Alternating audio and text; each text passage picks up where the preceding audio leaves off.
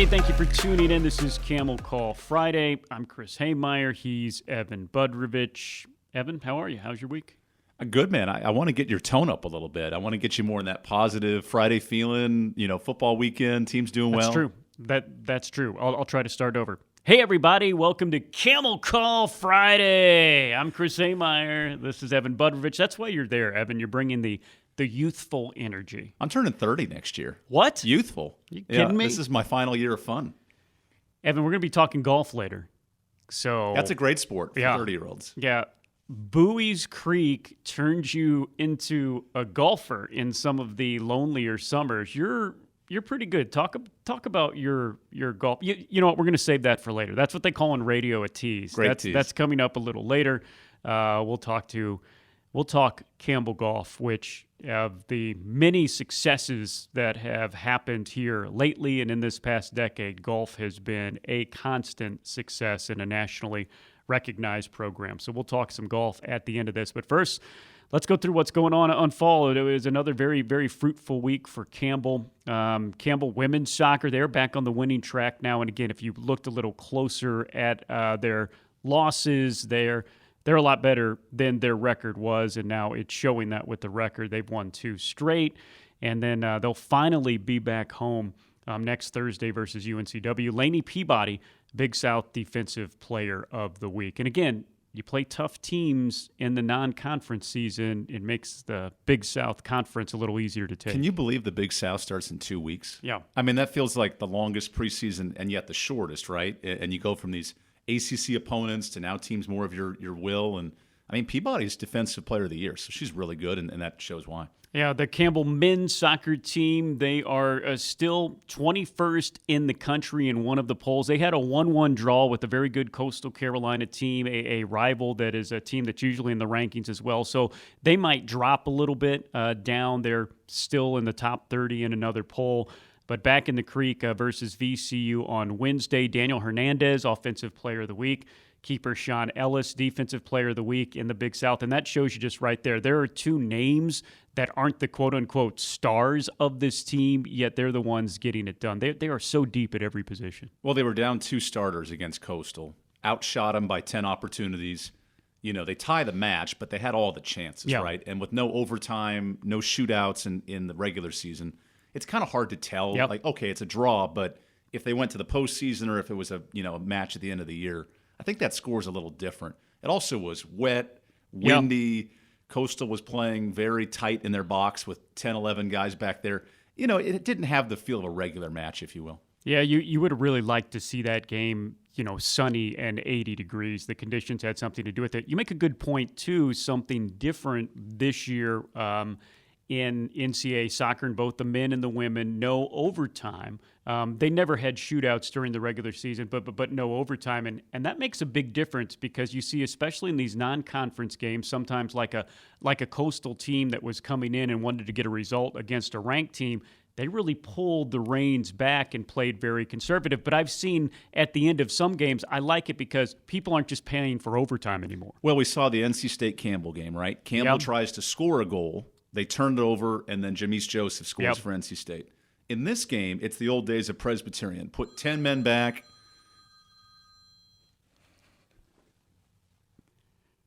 Pause. All right, we'll restart. Start from the top of that. Sorry, you were going, man. Yeah, okay, so you were asking about... I said overtime. I needed. Okay.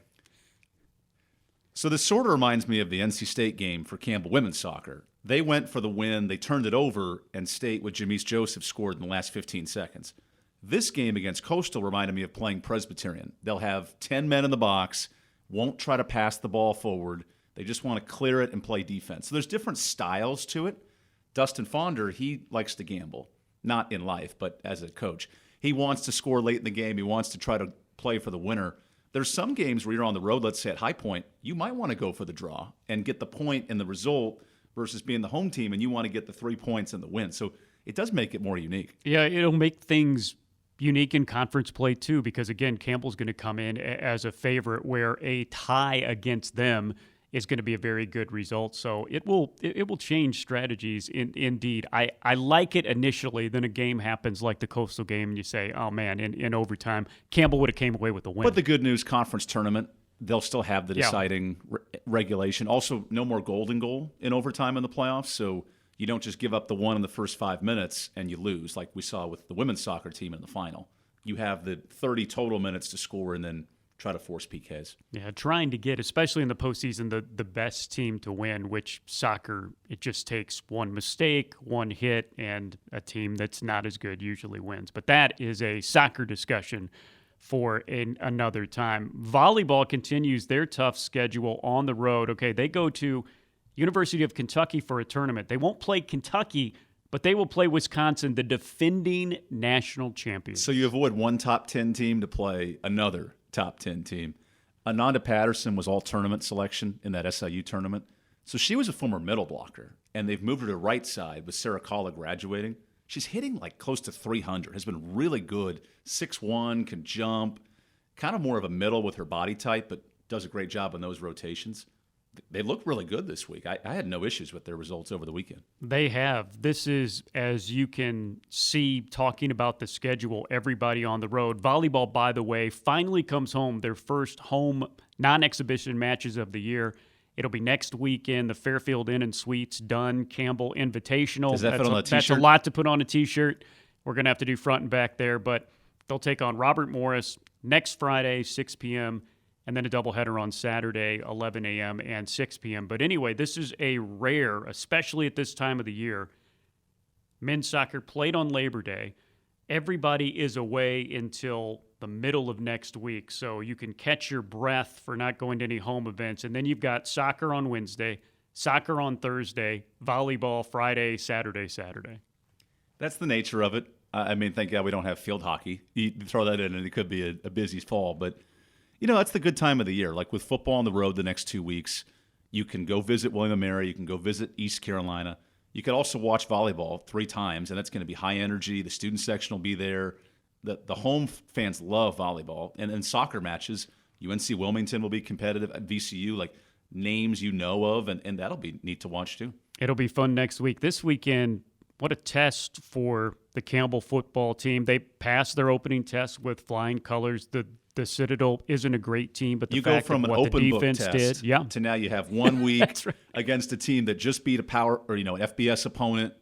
William & Mary can really score 40 points on Charlotte. I know they're a down team this year, but you still score 40 on them, and they're one of the favorites in the CA. You go from an open book test to a midterm exam real quick. We talked about it at the beginning of the year. You liked how the schedule came out. Citadel, a team you should beat at home, and they did. And now this William & Mary team, even better than we thought, picked to finish 4th in the CAA. Again, a conference where 4, 5, 6 teams are in the playoffs each and every year.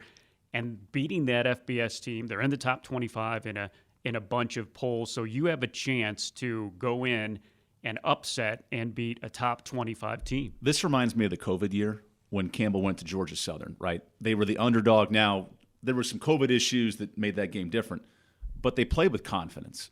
Brian Barr scored the opening touchdown. They took a 3-score lead at Georgia Southern. Not that I expect that to happen, but that intensity, focus level, Hodge was great in those 4 games. Like, they were not afraid of playing insert team here that was higher than them. I think that's the same mindset these next 2 weeks. That's a great point that you make.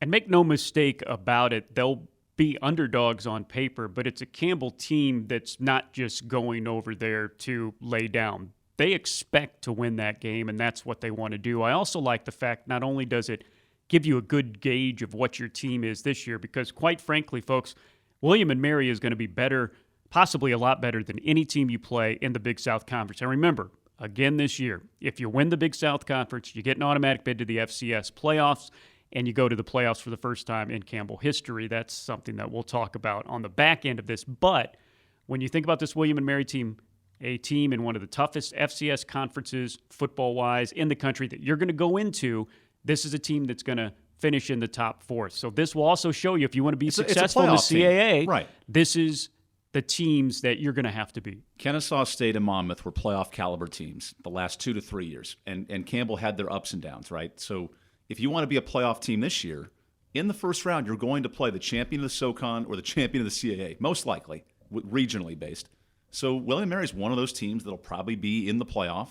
And if you're in that wild card round, this is your playoff preview. Not to look too far ahead, but if you want to do well in November, this game's a great litmus test leading into that. That game will be at 6 o'clock this Saturday. It will not be on Boo, ESPN Plus. Flow Sports. Boo. I've also got some inside information that I'm going to tell you only on this podcast, which is why you listen to Camel Call Friday. But Flow Sports, you're going to have to pay for it. They make you pay for a month if you want to watch it. 6 o'clock coming up this Saturday. Or free audio coverage. I'll be on play-by-play. Lyndall Suggs, one of our student announcers, he will be doing color free 5:45 for the Bojangles countdown to kickoff. You can listen to it through GoCamels.com, also the Go Camels app, also new this year, the Varsity Network Sports app. So we've got you covered. Of course, all the socials will be covering it, but it won't be on ESPN Plus. It'll be on Flow Sports. If you talk to many around the CAA, Flow Sports, it's good for some things. It's not good for others. It doesn't take you into the whole ESPN family in that they are on the final year of their Flow Sports contract. Which expires this June. Obviously, they'll have a decision before then. There's been some talk. Maybe they go with ESPN. Maybe they go with Flow. Flow gives them a very good deal. So they're deciding all that right now. So we do not yet know next year will all of our home events and conference events be on ESPN Plus, or will we go to Flow Sports? We don't have a dog in a fight yet, but you can tell what my dog would want if I had a dog. We don't have a to vote choose. Yet, but if we had a chance to put our vote in, we'd say Team ESPN Plus. But it's early. It's early in the process. It's early. So Flow Sports, if you want to pay for it for free, the Varsity Network app, GoCamels.com. Golf.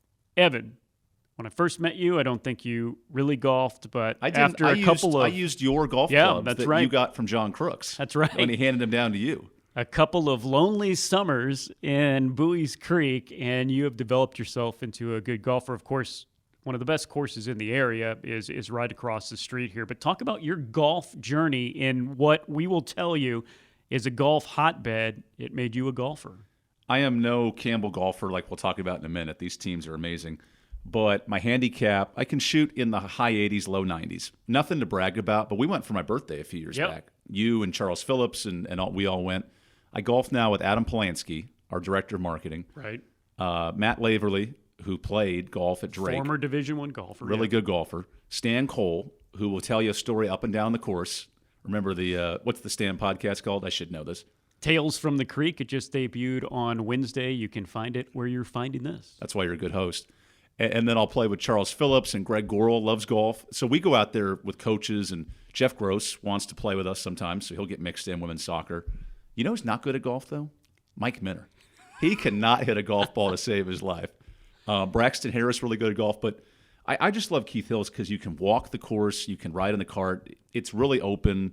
The fairways are wide enough you can play. Like anyone at any skill level can play that course. RIP, the $99 faculty and staff summer memberships that they used to do before golf got big again during COVID. Speaking of golf, and we'll have an interview with the man himself coming up after the break. Did you get that interview done in 15 minutes? Maybe.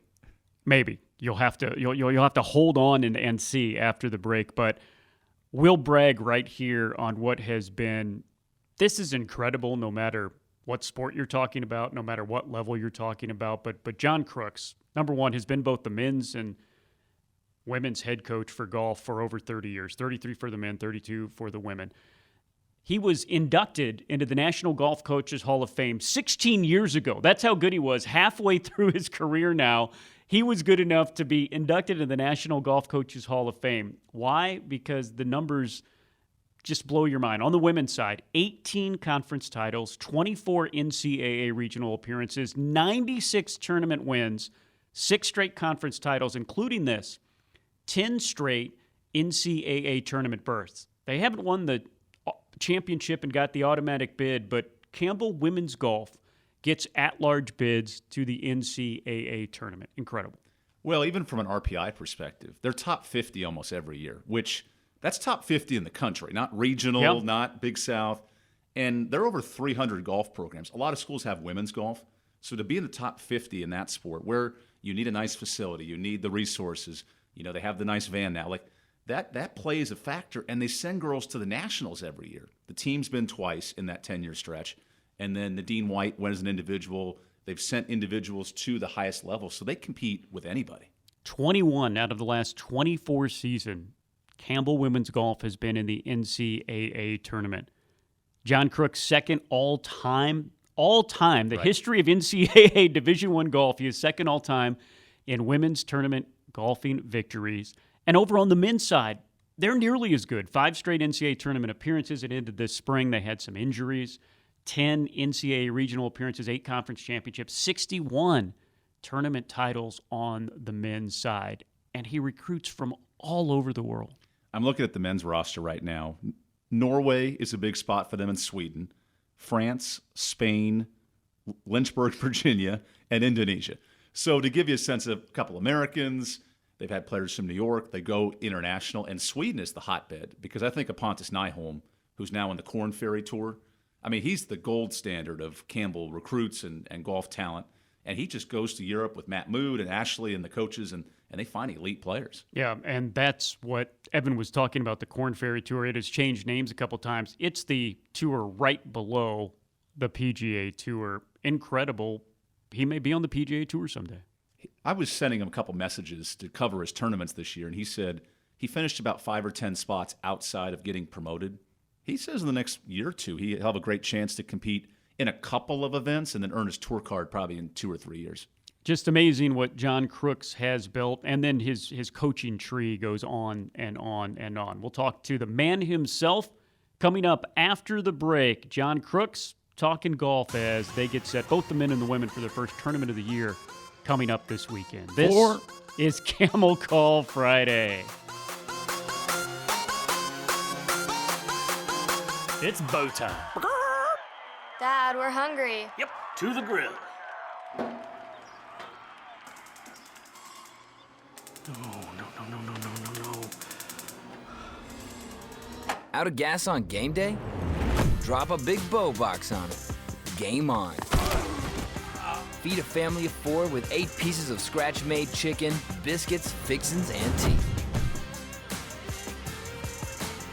It's bow time. Step into a quality home you'll value for a lifetime. Perfect for your family at every stage. Mattamy Homes focuses on what you value most, with different designs, styles, and finishes crafted to work within your budget. That's why we're ranked first in quality, value, and customer satisfaction. But we don't just build homes, we create communities with instant appeal and enduring value. See what we're building around Raleigh, places you'll be proud to call home. Visit MattamyHomes.com and see for yourself. We're no etiquette experts, but biting into your McDonald's crispy chicken sandwich and ending up with a whole pickle slice dangling from your mouth isn't impolite. It's human. Ba-da-ba-ba-ba. The double quarter pounder with cheese, fresh off the grill, cooked when I order it and not a moment before. And juicy? Hey, listen, I keep my napkin game up because I'm not trying to have this drip on my drip.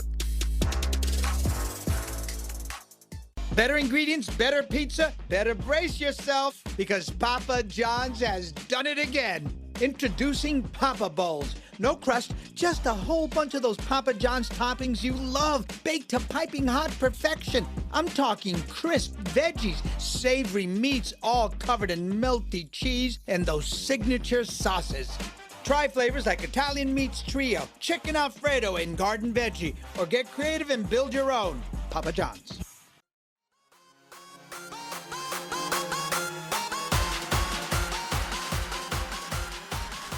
John Crooks is the second winningest coach in women's golf history. Also our men's coach, both going on decade number 4, and he joins us now here on the Camel Call Friday podcast. And as the season begins this weekend, Coach, let's start with the preview of your men's team. Well, we just got through with one of the most competitive qualifying tournaments that we've ever had. We had 10 guys, all very talented, all of them having rounds even par or better. And And it was, quite frankly, pretty hard to pick the 5 that was going to our first tournament. But the 2 people I picked had great summers. They played very well. One of them won a national championship. The 3 that qualified, Henrik Lilja, had rounds of 70, 62, 66, 67. I mean, he's just playing great. My other senior, Eddie Blomander, same thing. He had one bad day, and otherwise he'd be right in there.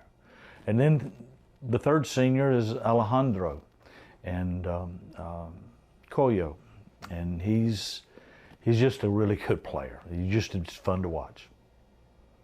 Coach, what is it like having that kind of depth? You talked about how it's a good thing, but there's a lot of challenges with it too. As you look. Of course it is, especially in this day and age when everybody expects to be playing. What we concentrate on is trying to get better, each individual. And a couple guys who came very close to making it found a couple things for them to work on and to improve, and so they have goals, and I expect that I'm going to have a lot of people play for Campbell this year. What can you tell us about this first tournament up in Wisconsin? Well, I've been to Wisconsin. I've been up there for a preview. I've been up there for an NCAA regional. In fact, I think I've been to 2 NCAA regionals there. So I know the golf course, and the golf course is big. It's a different kind of grass, but that's okay. I mean, when you have players that have played all over the world, they're used to making adjustments. And I expect the field to be really good. A lot of Power 5 schools, and Campbell will see what we have. Coach, how does your women's team stack up this year? They surprised me how good they were. It's amazing when you have 4 returners who kind of played it's not like they played a secondary role last year, but there were a couple of seniors that they played behind. And they have had a great summer, and they've stepped up, and they're coming in. And I had 2 people play 54 holes under par, and I had people who finished 5th shoot 66. So we're good from top to bottom, and you really can't go by a number. I think every week it's going to be possible that I'm going to have a different person in first place. Now Tommy may not want to hear that because she just finished first, but there's a lot of competition on this team, and I feel like we're in good shape. And the women begin their season in Pawleys Island, South Carolina this weekend.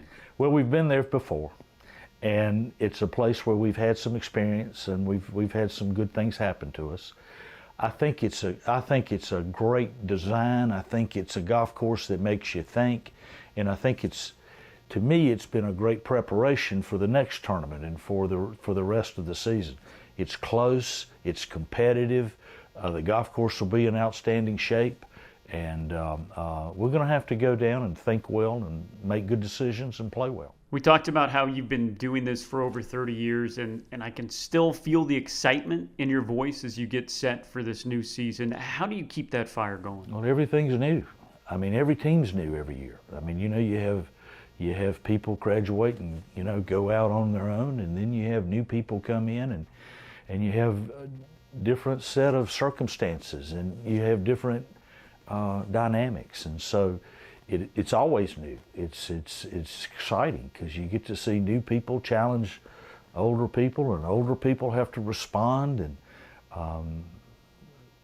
it's easy for me to get excited about a new season. Does being around all these 18 to 22-year-olds really keep you young, like they say? The energy they bring in, you just look at them, and I'm fortunate in the people that I'm working with. I have to ask them not to practice on their day off instead of, we need for you to do more. And these people are driven, these people have goals, And that's why they're champions. That's why they're here. You recruit all over the world. What does it take to recruit globally? You have to have a little experience, and you have to know how different their system is. I've been here a lot. I've been doing this a while, and so certainly I've made some mistakes in some of the decisions I made.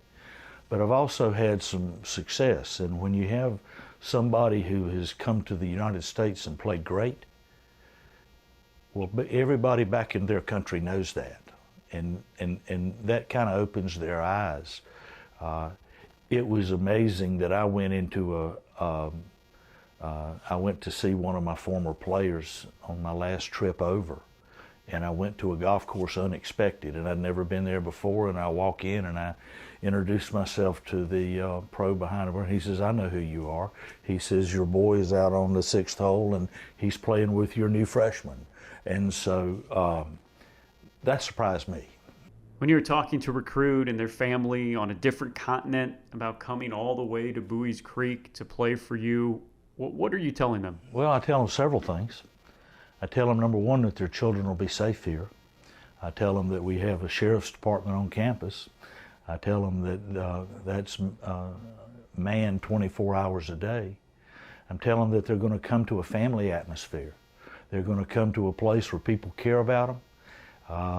Not only are their teammates going to be there, but with the support staff we have. I mean, Kendra with academic support, and Troyce with our trainer, and Rachel with strength and conditioning.